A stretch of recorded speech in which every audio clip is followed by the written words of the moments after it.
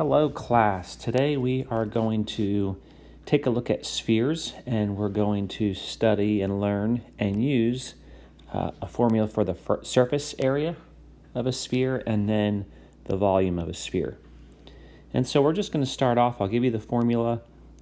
It's not derived like all the other formulas. The other ones we could work through and kind of figure out what the surface area is by breaking it apart. A sphere isn't as easy to work out that way. We can use calculus to prove it, but you don't know calculus yet. So we're just going to have the formula and then plug things in and find surface area and volume. So as you see right here is the formula for surface area of a sphere. The surface area is 4 pi r squared. Now I will point out to you that this part of the formula should look familiar. Pi times the radius squared, that is the area of a circle, and that's actually the area of this. It's called the great circle. It's the largest circle you can get when you do a cross section of the sphere. And so the area is actually 4 of those great circles. But regardless whether you know that or not, you can still use this formula. So what you do is you say area equals, I'll go ahead and write this formula again just with variables. In fact, we normally use S, not A. So surface area equals 4 pi r squared. So our surface area is going to be 4 times pi times 5 squared. Well, we could use a calculator, but this one works out pretty nicely that we don't need one, because 5 squared is 25.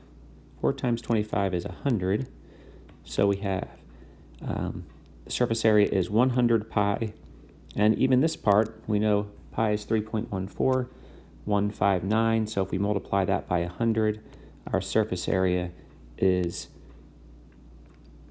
314.16. And this is in inches squared. And that's how you find surface area. So you always, all you need to do is know the radius, and you can find the surface area by plugging in that formula. The volume is going to be the same idea. We're going to have a formula, and we're going to plug in the radius. So as you see here, volume is 4/3 pi r cubed. We're finding volume, so it's the number of cubic units that would fit in there, and so therefore, when we work with the radius, it is cubed. So here we go. Volume equals 4/3 pi times the radius cubed. We're going to put the radius in there. Now we do have to be careful because this 24 is not the radius, that's the diameter. So the radius is actually 12 kilometers. This is a very large sphere. So we got 12 cubed. Now this one might be a little more helpful with a calculator. 4/3,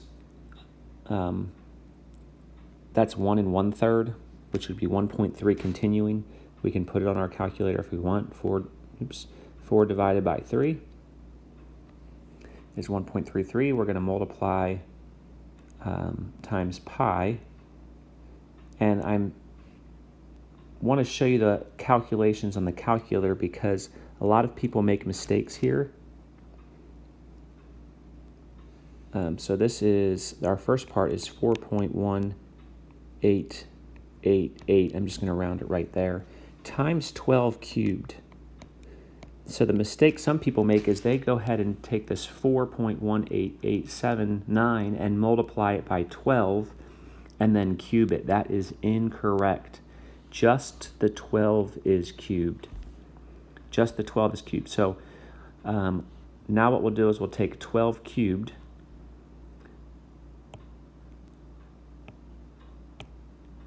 So that's 1,728.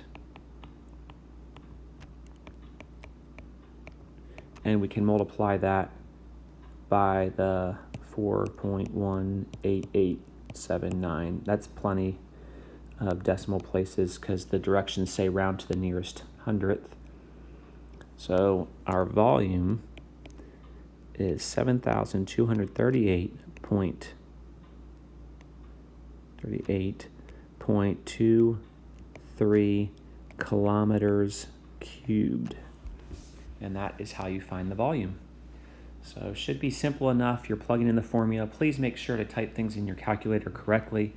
In fact, it might be best, just taking a step back here, it might be best to do the 12 cubed first. So let me show you that, 12 cubed. And then you can just multiply it by the rest of the things, which is 4. So times 4 divided by 3 times pi. Then you can put it all in one line, and there's the same answer that we had before. So that's how you find surface area and volume of a sphere.